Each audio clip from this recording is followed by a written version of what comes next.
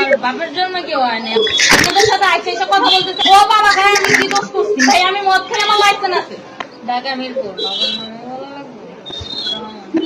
এই আজকে থেকে শুরু। এবার থেকে তোদের এই থানা থাকবে। আপনারা চালাচ্ছেন বিদায় তো ইয়াবা পাইছে মানে কি আমার? এখন তো বলবো আমরা, ওরে বাপ রে বাপ, মেয়েটা কত খারাপ।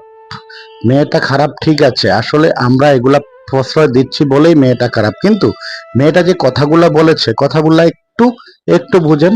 আপনারা চালাচ্ছেন বলেই আমরা চালাচ্ছি, নতুন করে চালছি।